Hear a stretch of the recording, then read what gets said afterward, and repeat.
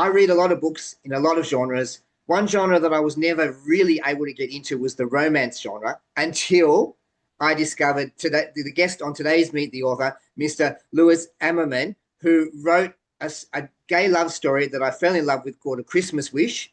From then on, I've been addicted to his books and addicted to his writing, and I'm thrilled that he's on the channel today. So please welcome Lewis Ammerman to the channel. Thank you. Thank you for having me. It means So a lot. well, let's talk about A Christmas Wish to start with, because Okay. that I read that book and fell in love with it and you and your writing style. And it's a gay love story, but it's not one of your stereotypical, superficial meeting on a gay dating app, having all these coming out issues and homophobia issues. It's just two men who meet in their everyday life and fall in love. And Yes. there's not enough of this kind of writing, especially in gay romance. How did you come up with this idea? When I was living up in Texas, I met my a good friend named Glenn, who's one of my main characters in the Yep. story. And I told him, "Hey, one day I like to use your name as one of my characters in the story." He said, "Oh, that'd be great." So later on, and when I was watching some shows, and then we were a little bit snowed in, I saw a snowplow going by where we lived. And I'm like, there's a story right there. Because one, Glenn is a lawyer.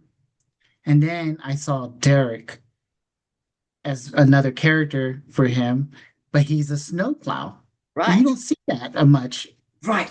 of that kind of stuff. And everything's always like fashion designers or Florist, cooks, florists, or something like that. But what if they have a agent. different job, like a lawyer or fireman or snowplow or truck driver? Yes. And this story just started flowing through me. And I know it's a little novella, I mean, because I'm starting it out. Hmm. And ever since then, I always loved that little story. Me too. And Yeah. I just thought it was just a little, nobody was not going to read it at the time. So, but my husband told me, yeah, go ahead and just publish it. It's your first one. And I go, I wrote another one, but it's like a little short story, but I don't know about that one yet because I wrote it when I was younger. It was coming out. But I got A Christmas Wish was finally published, And it's and I wonderful. put it out there, and I'm Yeah. so happy. And it's been getting a lot of attention, especially like Great. on audiobook mostly. Hmm. I mean, I would love it to be more on Kindle and paperback, but audio, I'm so happy that everybody's listening it around the world. Good, So, good. Yeah. Well, it's but worth listening to because it's such a great story.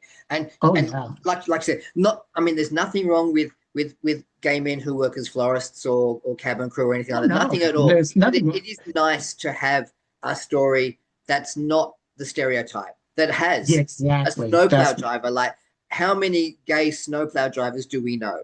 Probably not many. exact.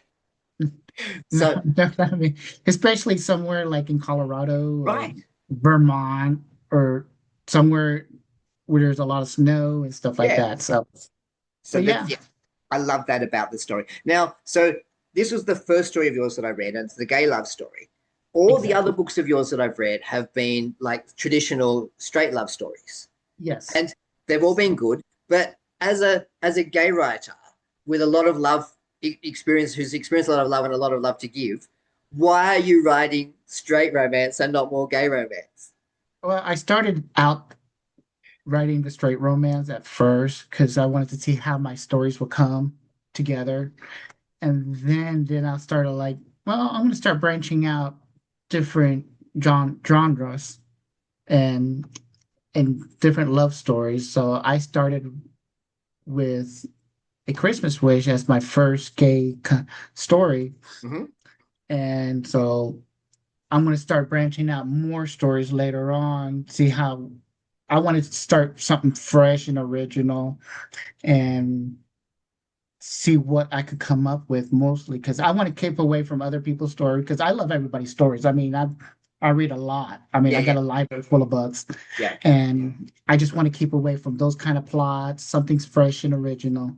But Hmm. yeah, soon there are going to be like some more out there. I Yay. got that short story at the moment because I wrote that when I was a little bit younger, Hmm.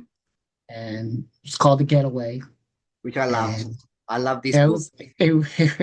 I mean, it was a short novelette Yeah. because I was supposed to send it into a magazine, but it was rejected. So I just like Oh. threw it in shelves. So it was like around the 90s. So I Hmm. didn't put much to it.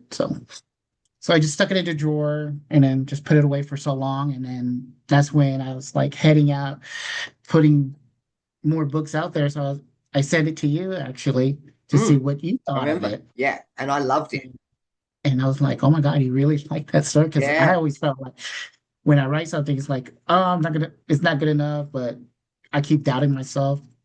But then my friends and my husband, he's like, no, don't doubt yourself because there's people out there that loves your kind of stuff, and Like there's me. people that don't like your kind of stuff. So everybody's has their own opinion. I'm like, I understand. So, So but yeah, the getaway is available for people to purchase now. It's been yeah, released. Yeah. it's in audio also. It's in ebook and it's a small little paperback. I mean, it's like mostly for like a take at the beach or Yes. use in the Yeah. Sit bathroom it or and read in one something. sitting. Yeah.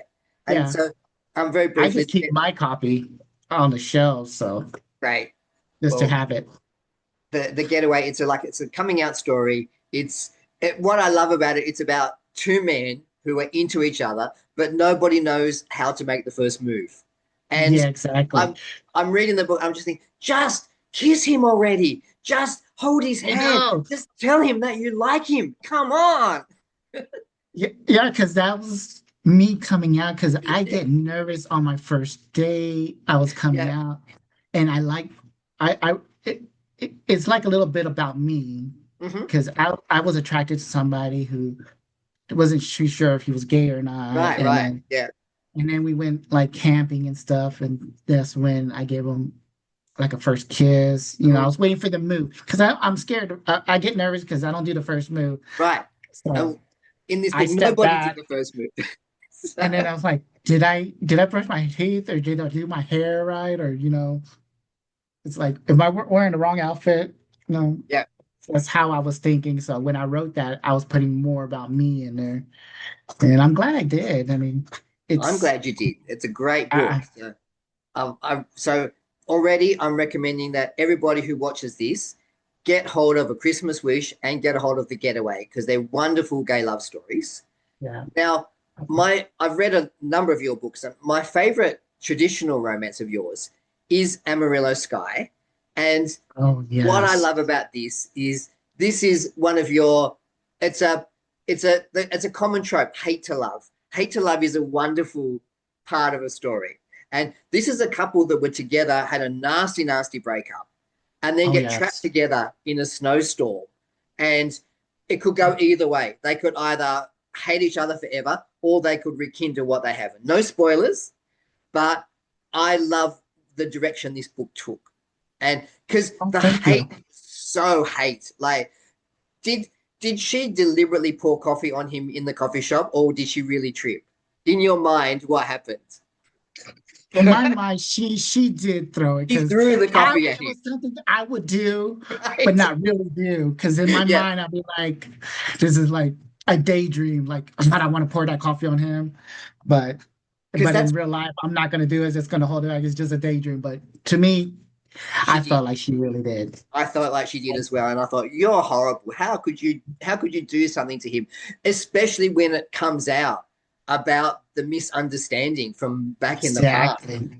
That threw me for a loop because I was like, wow, it because it from her point of view, she was justified, Oh but yeah, there are two points of view, and when we get the real point of view, it was like all that time wasted.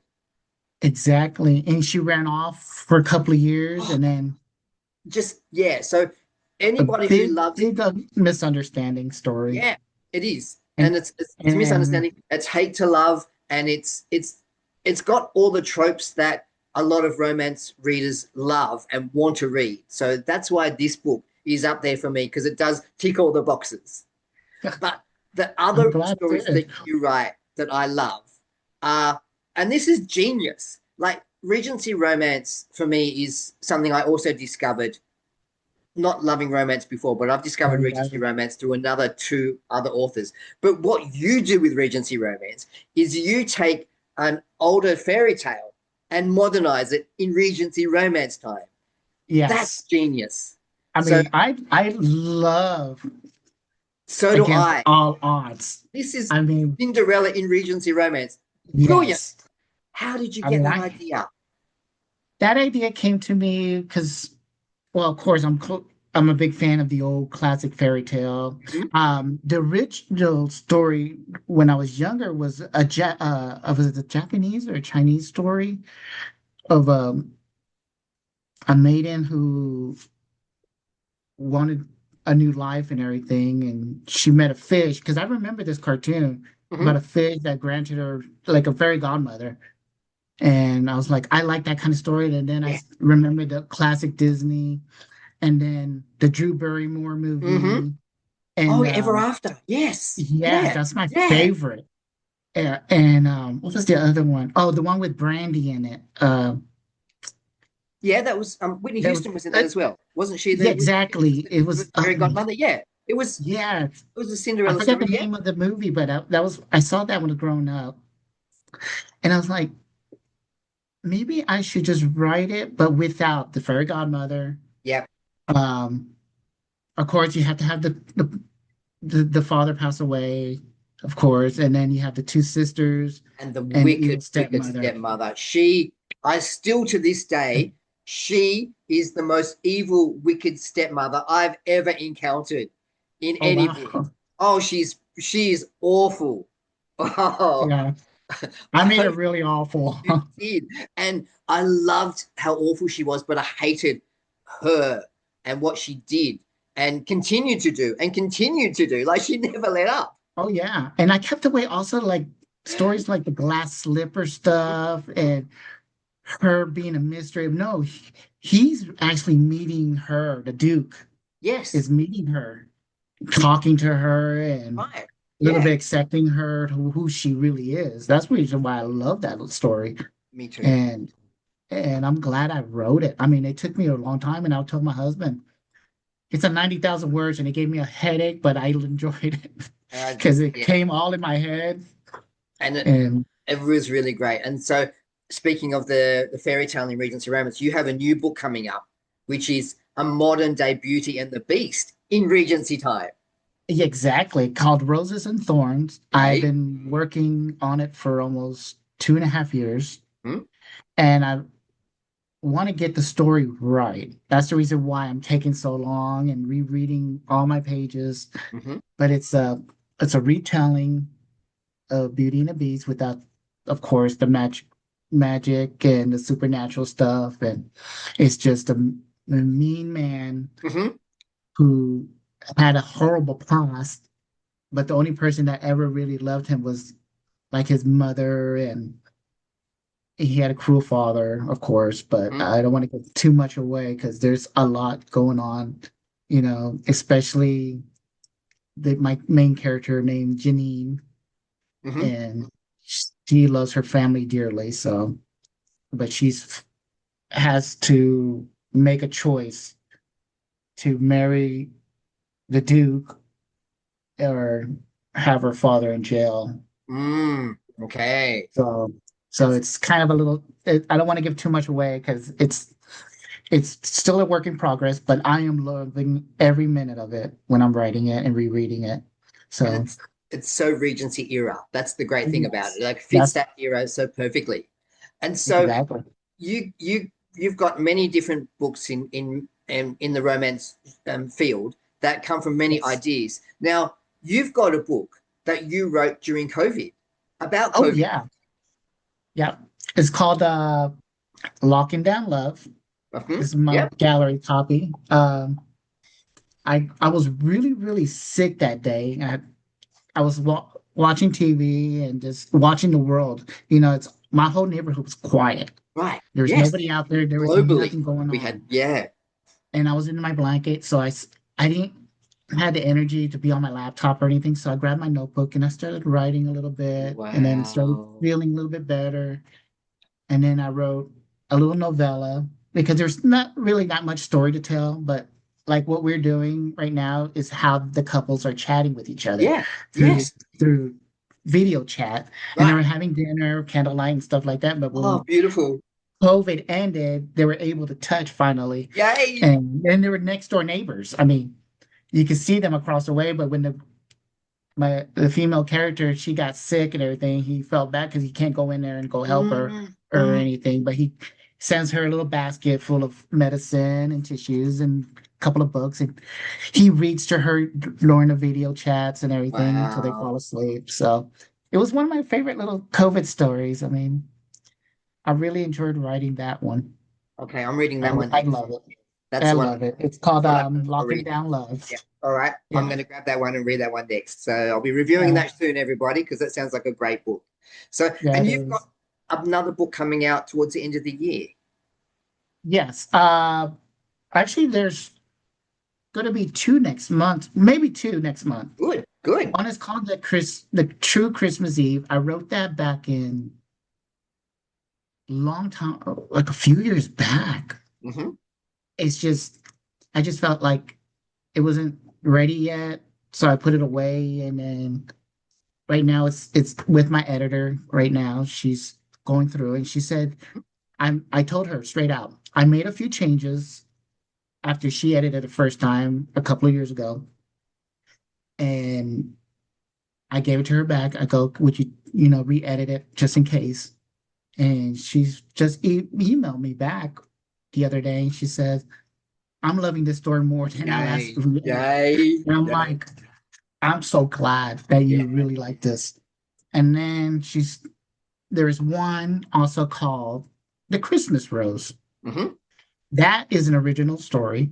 Good. I looked everywhere online. I even looked on Hallmark Channel, Hmm. Great Family Channel, anything that kind of story plot is not out there. And Great, it's called great. the Christmas Rose. It's a rose that grows on Christmas Eve once a year. Hmm.